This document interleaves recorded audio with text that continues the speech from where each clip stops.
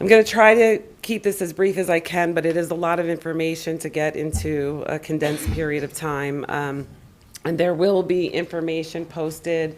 This presentation will go up on the city website tomorrow. And by Friday, there'll be some very detailed information going up on the city website if anybody wants to do a deep dive. But tonight we're going to quickly, let me go over what we're going to go through is the process and the timeline and how we develop the budget, the challenges, some of the challenges we face for 2025, our financial totals, the general fund summary points of the budget, our tax base evaluation, property taxes and budget impact, and the general fund revenues and appropriations, along with the city's debt position. And we'll touch on the 2025 capital budget and that plan. So this process actually starts in August. I'm just, 4 months out from starting it again for 2026. All department heads start putting together their operating and their capital budget requests. They're submitted to the chief financial officer and the city administrator in October of 2024. And then council committees review and discuss the various department budgets in their committee. They come back with any revisions provided to the CFO. And then in December, we have a public workshop on the capital budget request. I don't know if anybody attended that, but it's a very in-depth look at what the various departments are requesting in terms of capital projects. January and February, the operating budgets are discussed with the finance committee and the capital projects as well. And we evaluate and finalize the capital budget plan. And that brings us to today, doing the introduction and presenting this budget to Common Council in this meeting. And then there is state budget law that requires 28 days between introduction and adoption, a minimum of 28 days. So the hearing on this budget will be on May 20th. So the challenges that we faced in 2025, right off the bat, we had a revenue loss of $315,000 in change. The state, many years ago, the state started collecting energy receipts tax. That was a revenue that was previously collected by municipalities. The state took it over, and then they decided that it's kind of part of our state aid. And you also have to now go through a best practice summary and checklist in order to get and retain 100% of your state aid, but they've never really given back all of the ERT money that they took over. So in 23 and 24, there was a movement to restore some of that. So in each year, we got $315,000 extra. I feel like it was the municipalities in the first place, but we were getting a little piece of it back, and that is not happening for 2025. On the appropriation side, we have $952,000 increase in the municipal operation expenses, or 4.6%. That's not really a lot when you're talking about 59,000. I mean, 57 million last year, 59 million this year budget. We were up in salary and wages by 279,000. That's pretty low. There was some restructuring done, which saved us a bit. That number would have been much higher.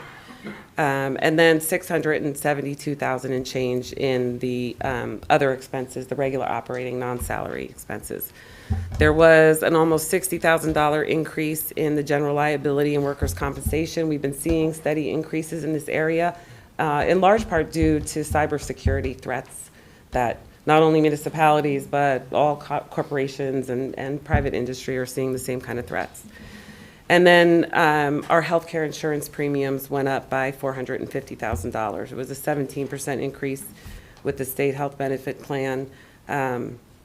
Caveat to that, myself and my finance team and some other folks in City Hall will be looking at our options for 2026 to see if we can do something different and save some money in the 26 budget, because I don't anticipate that 17% is going to be the number next year. I think it might be much higher, reading all of the fiscal reports that are coming out. So we'll be looking at that carefully.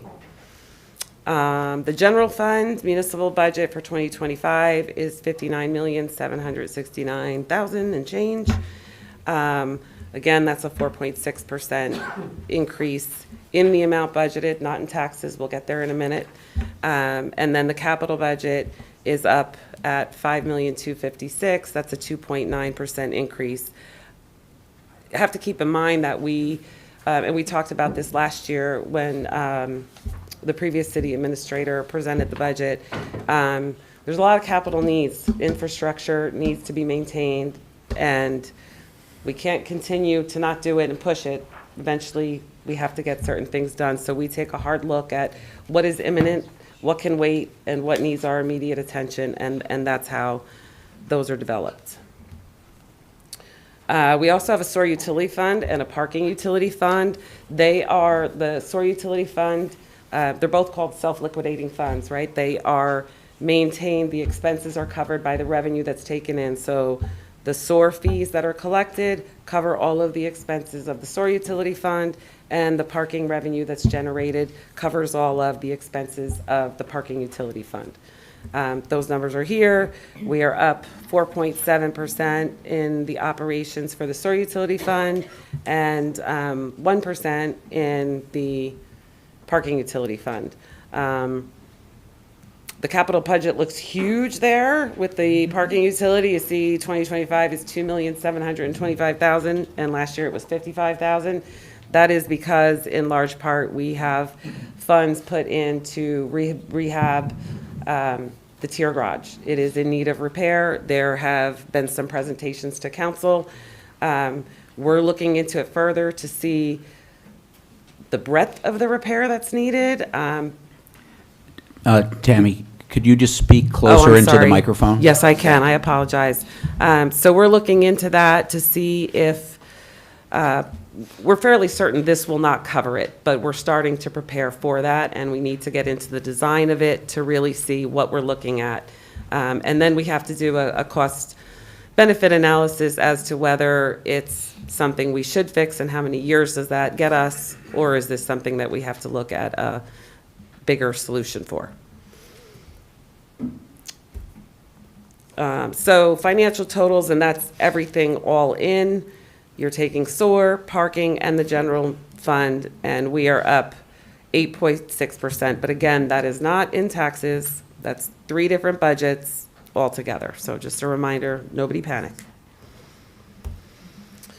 Tax base valuation breakdown. Everybody can see this and take a deeper dive, but essentially we are looking at a net assessed valuation total of $3,380,000 and change, and you can see the distribution on this slide.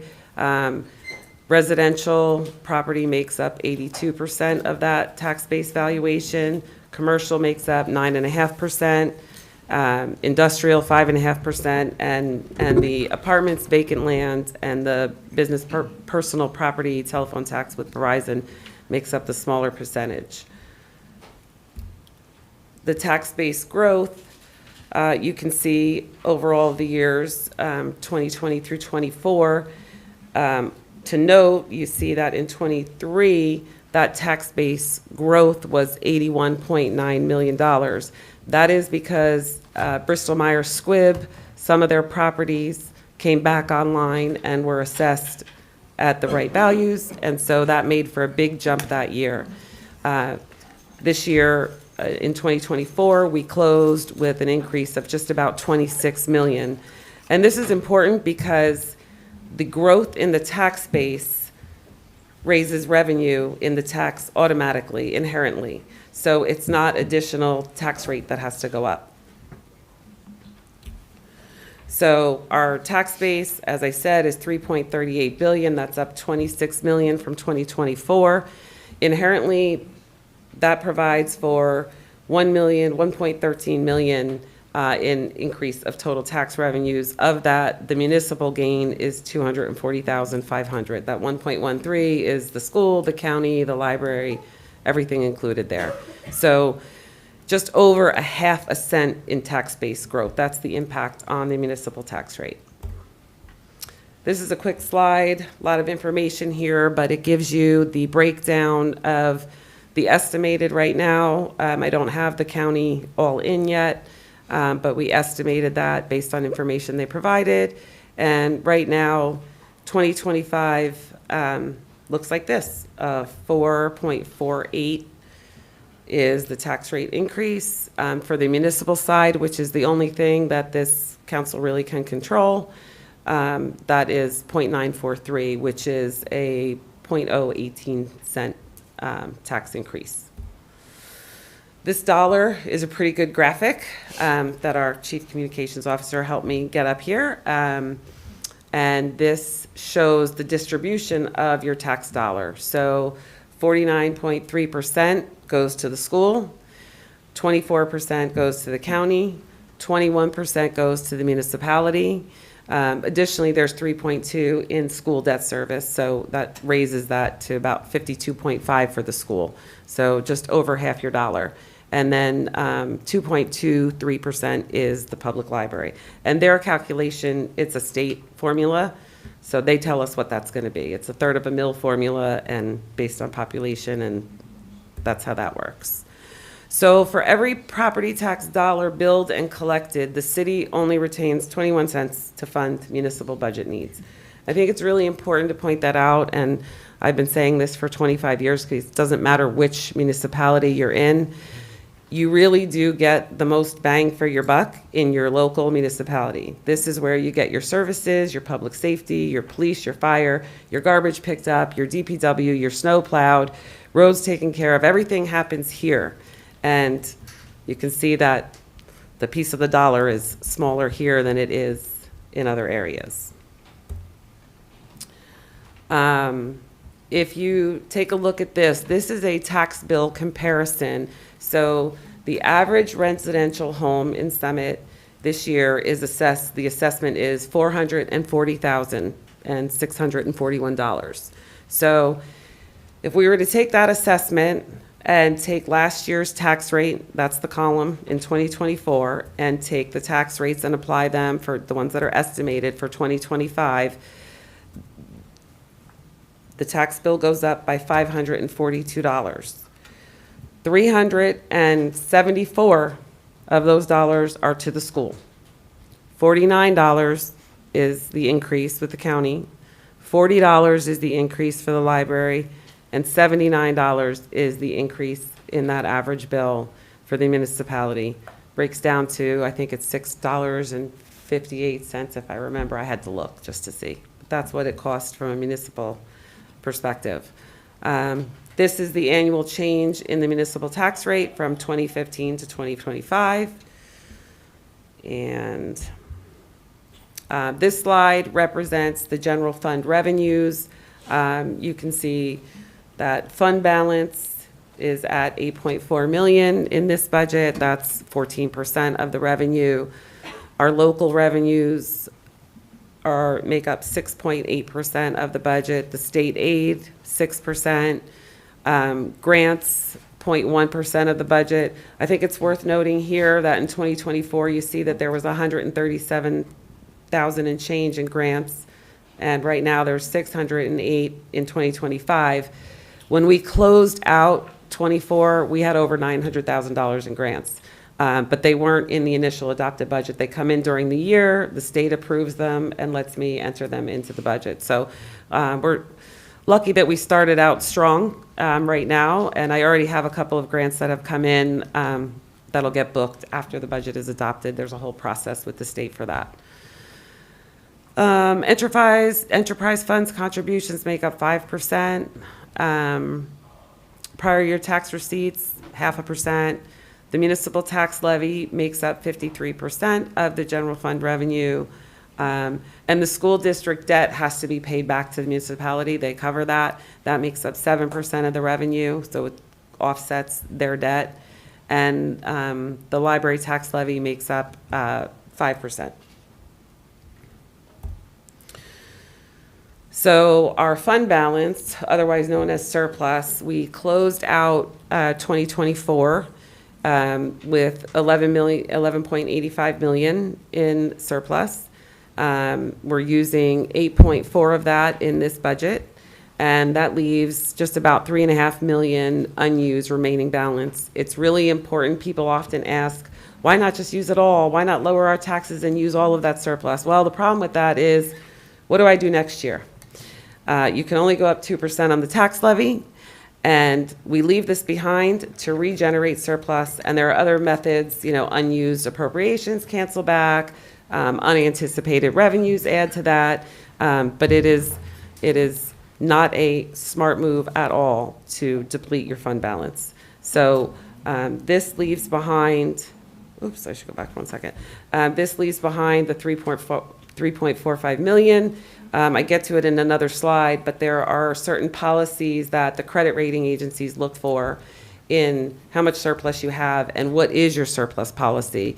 And Summit is rated AAA by all 3 rating agencies, and that is worth its weight in gold. And keeping a 25 to 30% fund balance is really important in that endeavor, and that lowers our interest rates when we go out to bond. So it all ties in. The property tax levy, most people are familiar with, and that is that you can't raise property taxes by more than 2%. We are $718,000 under the max amount that we are allowed to go to this year. Our general fund appropriations, just so you know what makes that up, 37 million and change is made up the municipal operations. That includes department salaries, wages, other expenses. It includes our utilities, insurances, our statutory expenditures, pensions, Social Security, all of that. The other appropriations, 17,524,000 and change. That is made up of the library levy, your grants and interlocal agreements, your capital improvements, down payment, your municipal and local school debt service, and your deferred charges and reserves. And then there's the reserve for uncollected taxes of $5,015,000. The appropriations we just spoke of, I don't think I'll go down the whole list. I think everybody could see it, but the 37 million is made up of these various areas, including general government, finance, public safety, your community services, your community programs, your Board of Health, your municipal court, which we share with New Providence, your utilities, your insurances, your pension, and Social Security. And I have Invisaligns, and I sometimes really lisp lately, so forgive me. I have a tough time with these things.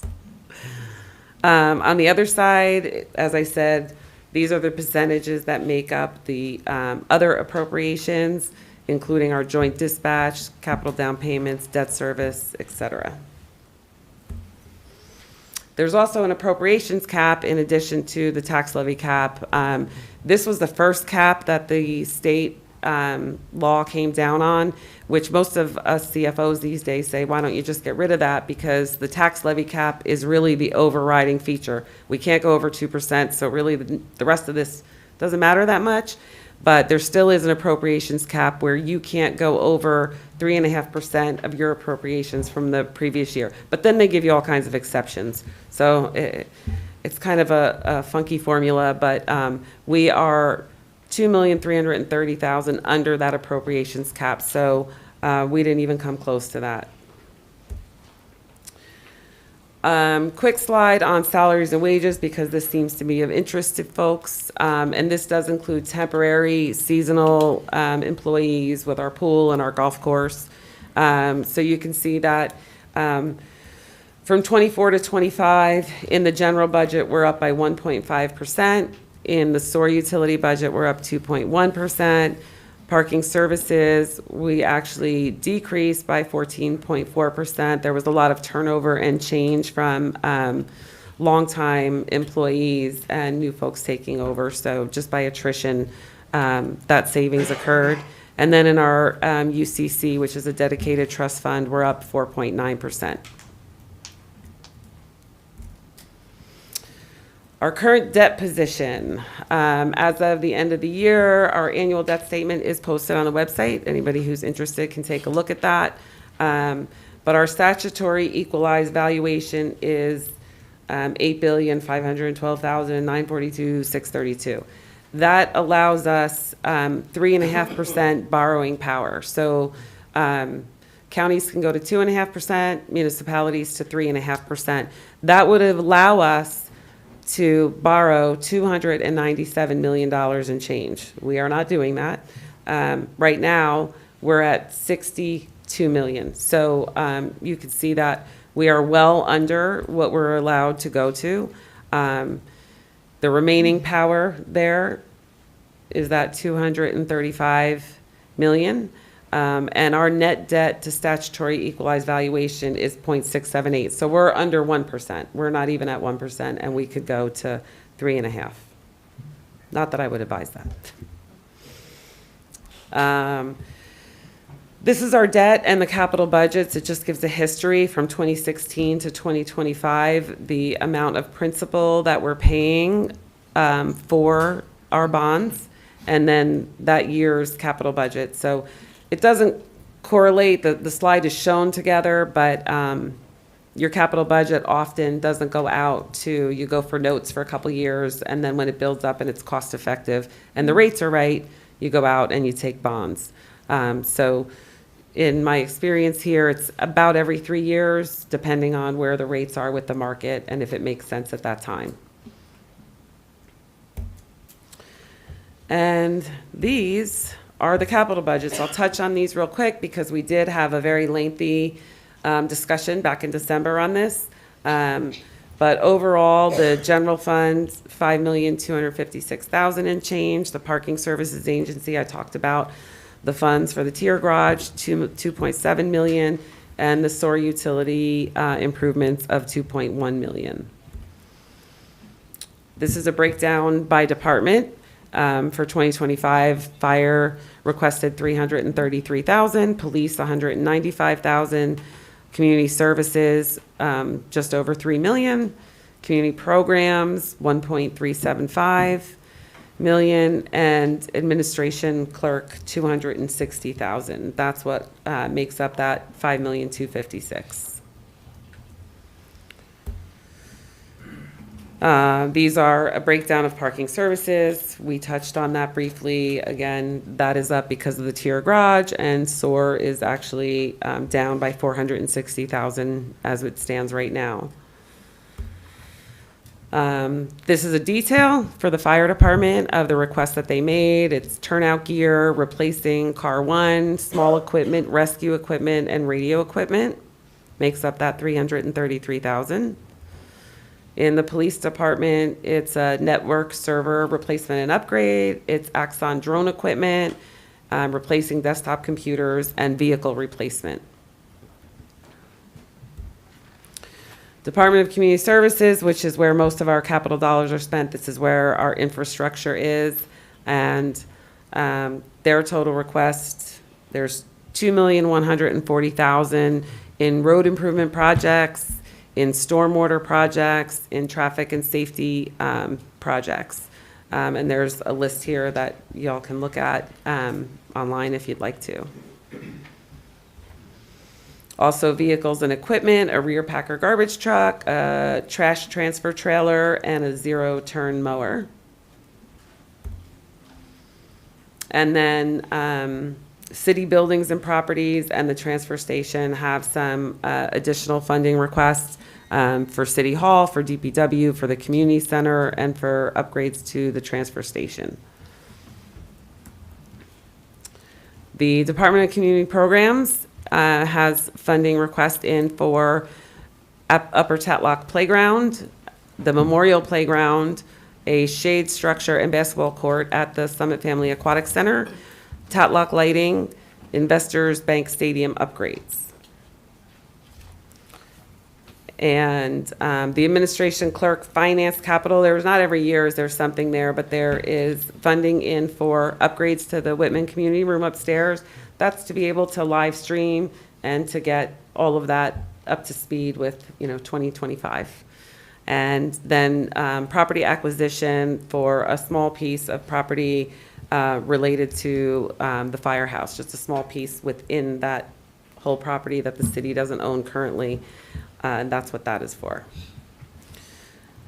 The SOAR utility has $2,145,000 in their budget. In large part, that is for the SOAR infrastructure, cammering, inspections, lining, spot repairs, mapping and updates, and facility upgrades, as well as sewer replacements for particular areas and general areas, general repairs and system upgrades to the sewer infrastructure, utility vehicle and truck with plow for equipment, and $200,000 for our pump stations on Chatham Road and Constantine Place, and then general pump upgrades as necessary. Also, there is $250,000 starting to work towards the capital contribution that, as a member of the joint meeting of Essex and Union County, we have to contribute to the capital programs that they have. Parking services is the tier garage rehab project, $2.5 million. City Hall parking lot and lighting upgrades, that's right out here, and parking lot improvements of $50,000. So before I get into this, we're almost done. I'm wrapping it up, I promise. But I think it's important to let everybody know that when it comes to capital projects, this budget adopts a plan. It adopts a municipal budget, it adopts a sewer utility budget, and a parking utility budget. It does not adopt the capital. It adopts a plan. That is just a plan until council approves any ordinances to go ahead with funding those requests. So it remains a plan. And there's another, we always say there's another bite at the apple when those ordinances come up for introduction and adoption for folks to come out and hear about that, talk about it, express their opinions at the hearings for those things. And what you have in a plan might not always be what passes eventually, but this is where we're at right now. The key highlights of this budget is that we ended highest in decades, the general fund balance at the end of 2024 at the 11.85 million, which is fantastic. We are using 8.4 million in anticipated surplus to offset taxes for 2025. Last year we used 70%, this year it's 71%, but I'm still well within that 25 to 30% that the credit rating agencies are looking for. $844,928 is the municipal tax levy increase to balance the budget outside of the other revenues that help support that. The 26 million in new property value growth brings in the 1.13 million in new total tax revenue, which is the 240,000 in new municipal revenue. And overall, the 2025 municipal budget will require a municipal tax rate increase of 0.018 to generate about 608,000 in additional revenue. So again, $79 of the estimated 542 total tax bill increase is related to the municipal tax rate. Again, based on the average residential property. I would just like to thank all of the department heads and my finance team, because without everybody, this was a crazy year.